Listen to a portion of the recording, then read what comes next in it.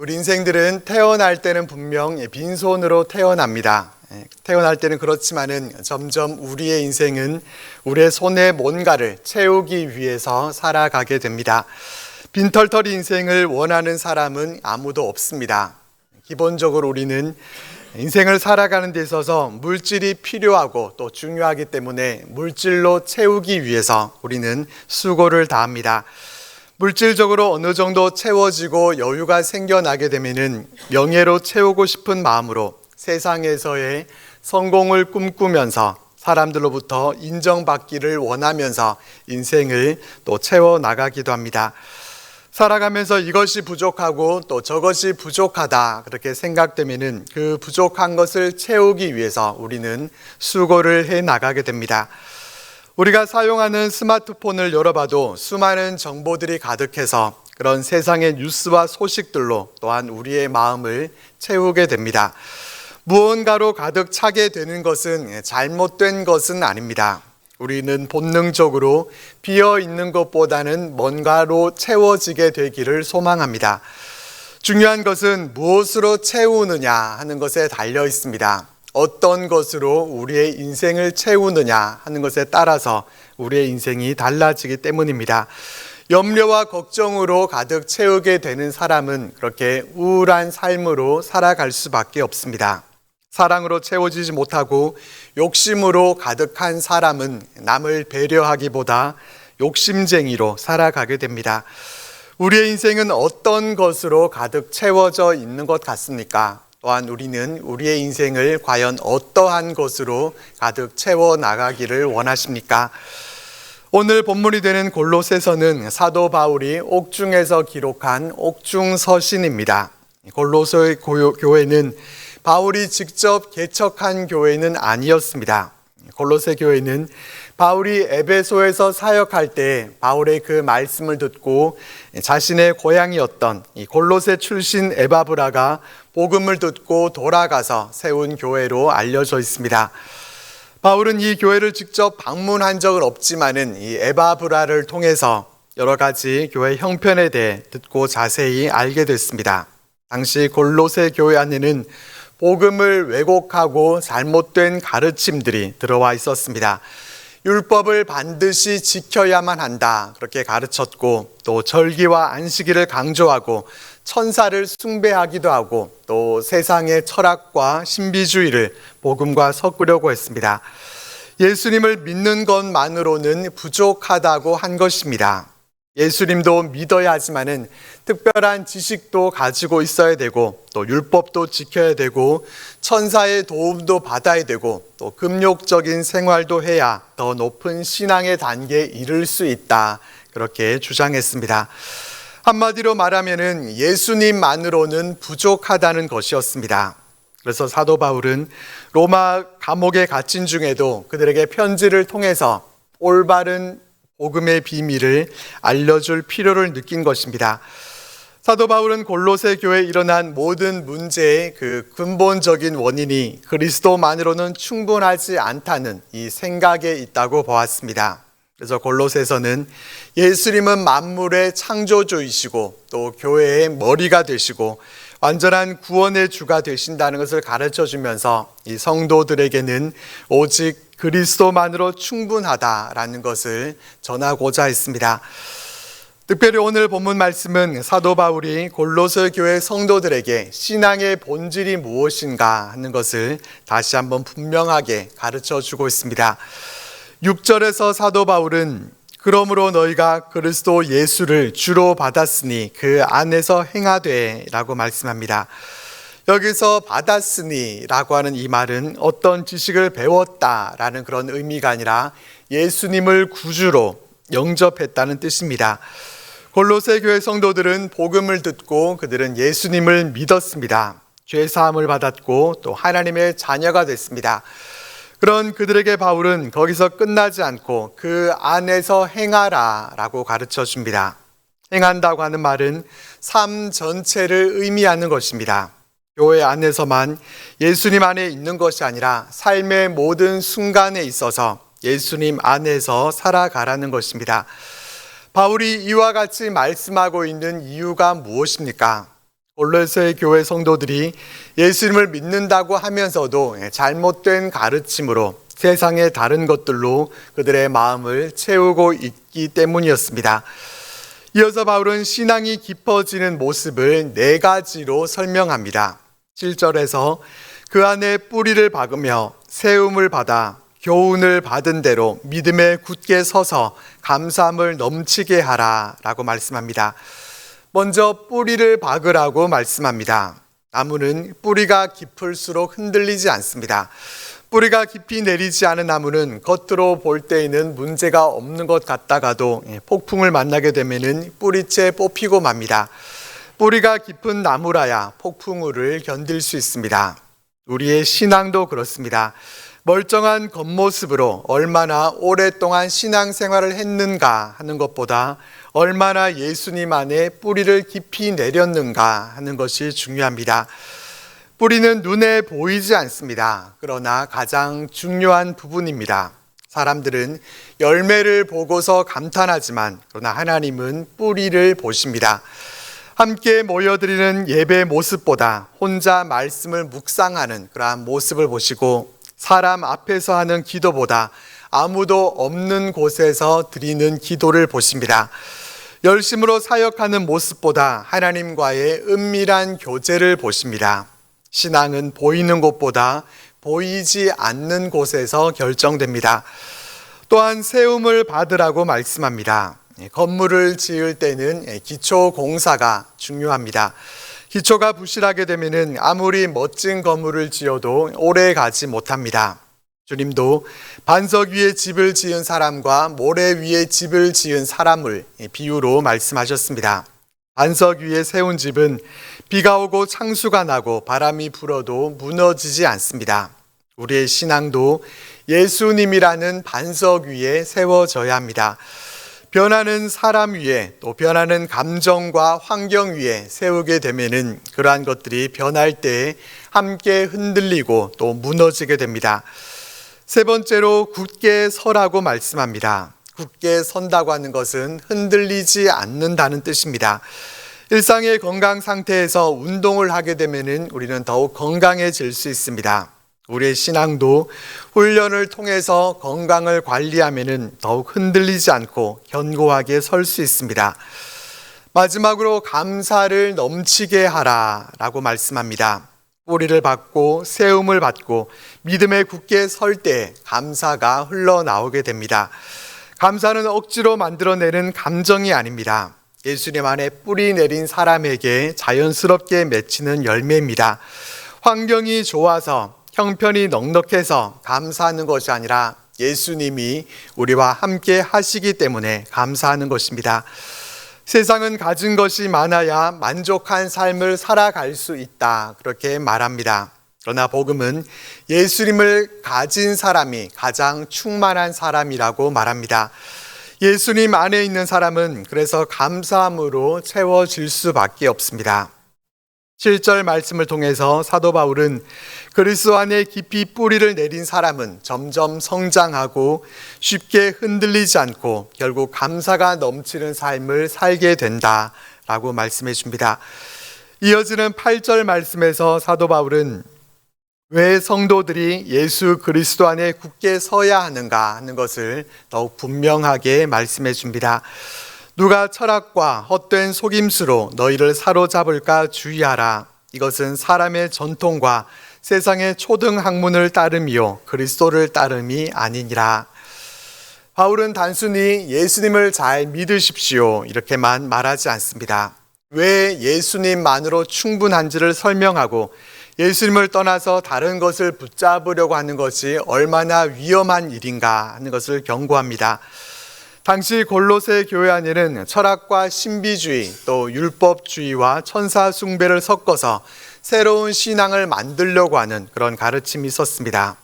사도 바울은 8절에서 사로잡을까 주의하라 라는 표현을 쓰고 있는데 여기에서 이 사로잡는다 라고 하는 말은 전쟁에서 전리품으로 포로를 끌고 가는 그러한 모습을 가리키는 말입니다. 다시 말하면은 거짓된 가르침은 사람을 포로로 만든다는 것입니다. 사탄은 진리를 정면으로 부인하기보다 진리의 다른 것을 조금 섞는 방법을 사용합니다. 그래서 쉽게 속게 됩니다. 예수님도 믿지만은 이것도 필요하다 그렇게 말하고, 또 복음도 좋지만은 이것도 함께 있어야 된다 그렇게 말합니다. 그러나 복음에 뭔가를 더하는 순간 이미 그것은 복음이 아니게 됩니다. 오늘날도 우리는 같은 유혹을 받고 있습니다. 사람들은 예수님만으로는 부족하다라고 말합니다. 행복하려면 물질이 있어야 하고, 또 인정받으려면 성공해야 하고, 또 편안하게 살려면 더 많은 것을 소유해야 한다라고 말합니다. 심지어 신앙생활에 있어서도 예수님만으로는 부족해서 우리에게 뭔가 특별한 체험이 필요한 것처럼 그렇게 말하는 경우도 있습니다. 그러나 바울은 그 모든 것이 사람의 전통과 세상의 초등학문을 따르는 것이라고 말씀합니다. 세상은 더 가져야 행복하고, 더 높아져야 만족하고, 더 유명해져야 성공이라고 그렇게 가르칩니다. 그러나 하나님 나라는 이와 반대입니다. 예수님은 주는 것이 받는 것보다 복이 있다라고 가르치셨고, 자기를 낮추는 자가 높아질 것이라고, 또 먼저 그의 나라와 그의 의를 구하라고 말씀하셨습니다. 세상의 원리는 끊임없이 부족함을 말하지만은 복음은 이미 주어진 충만함을 말합니다. TV 광고를 보면 어떻습니까? CF에서도 우리를 향해 당신은 부족함이 있습니다 라고 말합니다. 당신의 부족한 아름다움은 우리 회사 화장품을 쓰게 되면 더 아름다워질 수 있습니다. 이렇게 광고합니다. 우리 회사가 만든 이 좋은 차를 타셔야 세상에서 좀 성공한 사람이라는 그런 말을 들을 수 있다. 그렇게 광고합니다. 우리 마음 가운데 부족하다고 느껴져야, 그래야 소비하고 싶은 욕구가 일어나게 되기 때문입니다. 사탄도 똑같은 방법을 사용합니다. 너는 아직 부족하다. 하나님이 주신 것만으로는 안 된다. 다른 것도 필요하다라고 속삭입니다. 에덴 동산에서도 그랬습니다. 하나님은 아담과 하와에게 동산에 있는 모든 것을 주셨습니다. 부족한 것이 하나도 없었습니다. 그러나 뱀은 한 가지를 하나님께서 숨기셨다라고 속입니다. 너희들에게는 선과 악을 아는 지혜가 없는데 그것을 가지면은 너희들도 하나님과 같이 될 수 있다. 그렇게 속였습니다. 에덴 동산에서 이미 충만한 그들에게 부족함을 느끼게 만드는 것이 사탄의 전략이었습니다. 바울은 그래서 9절 말씀에서 놀라운 선언을 합니다. 그 안에는 신성의 모든 충만이 육체로 거하시고, 이 짧은 한 절 말씀이 골로새서 전체의 핵심이라고 말해도 과언이 아닙니다. 여기서 모든 충만이라는 이 표현을 주목해야 합니다. 바울은 일부가 아니라 모든이라고 말합니다. 하나님의 능력도, 사랑도, 지혜도, 거룩함도, 생명도 모두 예수 그리스도 안에 있다는 것입니다. 예수님은 하나님을 조금 닮은 분이 아니십니다. 거의 하나님과 흡사한 존재도 아니십니다. 하나님의 능력 가운데 일부를 받은 분도 아니십니다. 하나님의 모든 충만이 예수님 안에 거하십니다. 당시 거짓 교사들은 천사를 통해서 하나님께 가까이 나아갈 수 있다라고 가르쳤습니다. 그러나 바울은 그럴 필요가 없다고 가르칩니다. 하나님이 우리 인간의 몸을 입고 친히 이 땅에 오셨기 때문입니다. 예수님을 본 사람은 하나님을 본 것이고, 예수님의 말씀을 들은 사람은 하나님의 말씀을 들은 것입니다. 예수님은 부족한 구원자가 아니십니다. 하나님의 모든 충만이 예수님 안에 있습니다. 우리 인생에서 필요한 지혜도 주님 안에 있고, 위로도 주님 안에 있고, 용서도 능력도 소망도 평안도 영원한 생명도 모두 다 주님 안에 있습니다. 그래서 예수님을 얻었다는 것은 하나님께서 주실 수 있는 가장 큰 선물을 받은 것입니다. 그리고 이제 바울은 오늘 본문 말씀의 절정이라고 할 수 있는 10절 말씀을 선포합니다. 너희도 그 안에서 충만하여졌으니 그는 모든 통치자와 권세의 머리시라. 너희도 그 안에서 충만하게 될 것이다 라고 말하지 않습니다. 충만하기를 바란다 라고도 하지 않습니다. 충만하여졌으니, 이미 이루어진 사실을 선언하고 있습니다. 이것이 복음입니다. 우리는 세상에서는 늘 부족한 사람으로 살아갑니다. 더 배우고 싶고, 더 벌고 싶고, 더 인정받고 싶습니다. 그러나 하나님 앞에서는 다릅니다. 하나님은 예수 그리스도를 믿는 사람을 보실 때 부족한 사람으로 보지 않으십니다. 예수님 안에서 이미 충만한 사람으로 보십니다. 물론 우리의 형편은 여전히 부족할 수 있습니다. 우리의 통장 잔고는 부족할 수 있고 건강도 부족하고 또 실력도 부족할 수 있습니다. 그러나 우리의 신분은 부족하지 않습니다. 우리는 이미 하나님의 자녀라는 신분도 받았고 죄사함도 받았고 영원한 생명도 성령도 받았습니다. 무엇보다도 예수님을 선물로 받았습니다. 우리는 아무 부족함이 없는 사람들인 것입니다. 10절 말씀 마지막은 그는 모든 통치자와 권세의 머리시라 라는 말씀으로 마무리됩니다. 언뜻 보면은 앞에서 말한 이 충만과는 관계없는 말씀처럼 보일 수 있습니다. 그러나 사실은 이것이 오늘 본문 말씀의 결론이고 또 바울이 왜 예수님만으로 충분한지를 설명하는 마지막 선언입니다. 당시 골로새 교회 안에는 천사를 지나야 하나님께 나아갈 수 있다라고 말하는 그런 사람들이 있었습니다. 골로새 교회에는 잘못된 주장들이 있었지만은 바울은 그는 모든 통치자와 권세의 머리시라 라는 이 단 한 문장의 말씀으로 그 모든 주장들을 무너뜨립니다. 예수님은 천사들보다 높으신 분이시고 예수님은 모든 권세 위에 있는 분이시고 온 우주 만물을 다스리시는 왕이십니다. 그렇다면 우리가 왜 다른 것을 찾아야겠습니까? 왕이 우리와 함께 계시는데 신하를 붙잡을 이유가 없고 또 창조주가 우리와 같은 편이신데 피조물을 의지할 이유가 없습니다. 그래서 바울은 예수님이면 충분하다고 말하고 있는 것입니다. 주님은 내게 오는 자는 결코 줄이지 아니할 터요 나를 믿는 자는 영원히 목마르지 아니하리라 라고 말씀하셨습니다. 이것이 바로 충만입니다. 충만은 많이 가진 상태가 아닙니다. 예수님으로 만족하는 상태입니다. 어떤 사람은 많은 것을 가져도 늘 부족하다고 말합니다. 반대로 어떤 사람은 가진 것이 많아도 늘 자족하고 감사하면서 살아갑니다. 그 차이는 소유에 있는 것이 아니라 주인이 누구인가 하는 것에 그 차이가 있습니다. 예수님이 인생의 주인인 사람은 환경이 아니라 주님 때문에 만족할 줄 알고 기뻐합니다. 충만은 환경에서 오는 것이 아니라 예수님께로부터 오는 것입니다. 오늘 본문은 우리에게 중요한 질문을 던지고 있습니다. 바로 우리의 삶을 채우고 있는 것은 무엇인가 라는 질문입니다. 우리는 무엇으로 충만하고 또 무엇으로 충만케 되기를 원하십니까? 세상의 여러 가지 것들로 충만케 되기를 소원하지만 그러나 그와 같은 것들은 우리에게 잠시 기쁨을 줄 수는 있어도 우리를 온전히 충만하게 채워주지는 못합니다. 우리의 영혼을 충만하게 하실 수 있는 분은 오직 예수님 한 분뿐이십니다. 그래서 바울은 너희도 그 안에서 충만하여 졌으니 라고 선포했습니다. 이 말씀은 명령이 아니라 선언입니다.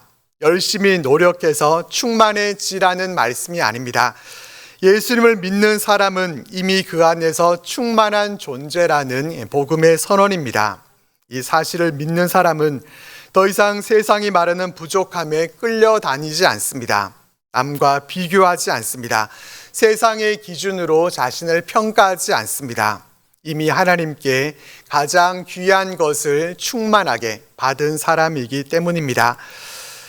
오늘 이 시간 다시 한번 우리 자신을 돌아볼 수 있기를 바랍니다. 우리는 무엇으로 만족을 얻으려고 살아가고 있습니까? 무엇을 잃으면 인생이 끝난 것처럼 생각합니까? 그리고 무엇을 얻으면 행복할 것이라고 기대하십니까? 이 모든 질문 앞에서 바울은 분명하게 대답합니다. 그 안에는 신성의 모든 충만이 육체로 거하시고 너희도 그 안에서 충만하여 졌으니 그는 모든 통치자와 권세의 머리시라. 우리의 통장 잔고를 보면서 걱정이 되고 또 우리의 건강을 보면서 염려가 되고 또 우리의 모습을 보면은 언제나 자신감이 사라지는 연약하고 부족한 인생들 같지만은 부족함을 바라보면서 낙심하는 모습이 아니라 충만하신 예수님을 바라보면서 감사함으로 서실 수 있기를 바랍니다. 환경보다 크신 예수님을 바라보고 문제보다 크신 예수님을 의지하시기를 바랍니다. 세상이 줄 수 없는 만족과 기쁨을 예수 그리스도 안에서 누리시기를 바랍니다.